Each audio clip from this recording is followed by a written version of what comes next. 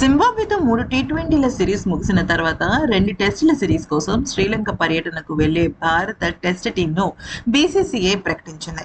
15 మంది సభ్యులతో కూడిన జట్టు వివరాలను బీసీసీఐ మంగళవారం సోషల్ మీడియా వేదికగా ఒక ప్రకటనలో వెల్లడించింది.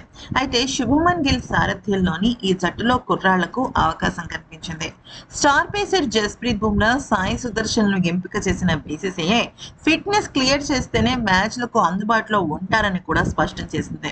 అంటే అక్కడ ఒక రకంగా చెప్పాలంటే చాలా పెద్ద ట్విస్ట్ ఇచ్చినట్టనే చెప్పాలి సాయి సుదర్శన్ అలాగే జస్ప్రీత్ బుమ్రా విషయంలో. ఫిట్నెస్ క్లియర్ చేస్తే మ్యాచ్లలో ఉంటారని పేర్కొంటున్న క్రమంలో ఇంగ్లాండ్తో వన్డే సిరీస్లో బుమ్రా గాయపడిన సంగతి తెలిసిందే. బుమ్రాతో పాటు సాయి సుదర్శన్ కూడా బీసీసీఐ సెంటర్ ఆఫ్ ఎక్సలెన్స్ లో ఫిట్నెస్ టెస్ట్ క్లియర్ చేయాలి.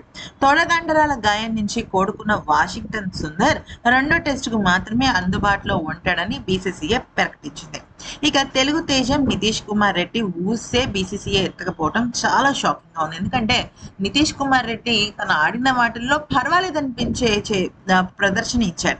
కానీ తనని టెస్ట్ క్రికెట్ లో తీసుకోకపోవడం అందరినీ షాక్ కి గురిచేసింది.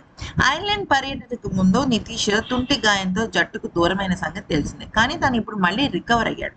కెప్టెన్ శుభ్మన్ గిల్ తో పాటు కేఎల్ రాహుల్, యశస్వి జైస్వాల్, రిషబ్ పంత్, ధ్రువ్ జురెల్, కుల్దీప్ లకు వాళ్ళ స్థానాన్ని నిలబెట్టుకునే అవకాశం ఇచ్చిన బీసీసీఐ గాయం నుంచి కోలుకున్న జడేజాని కూడా రీఎంట్రీ చేసేలాగా చేసింది. అయితే ఇక్కడ ఇంకొక మెయిన్ పాయింట్ ఏంటి అంటే అసలు తెలుగు ఆటగాడే లేడు ఈ జట్టులో. ఆఫ్ఘనిస్తాన్తో ఏకైక టెస్ట్లో సత్తా చాటిన మానవ్ సుతార్తో పాటు సిరాజ్, ప్రసిద్ధి కృష్ణలకు పేస్లో అంటే ఫాస్ట్ బౌలింగ్ లో అవకాశం ఇచ్చారు.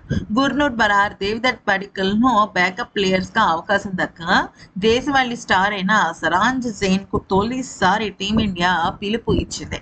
రుతురాజ్ గైక్వాడ్ తో పాటు సర్ఫరాజ్ ఖాన్ కు మరొకసారి సెలెక్టర్లు మొండి చేయి చూపించారు. వరల్డ్ టెస్ట్ ఛాంపియన్షిప్ 2027లో భాగంగా ఆగస్టు 15 నుంచి ఈ 2 టెస్టుల సిరీస్ ప్రారంభం కాబోతున్న నేపథ్యంలో తొలి టెస్ట్ గాలే వేదికగా జరుగుతుండగా రెండో టెస్ట్ ఆగస్టు 23 కొలంబోలో మొదలవనుంది.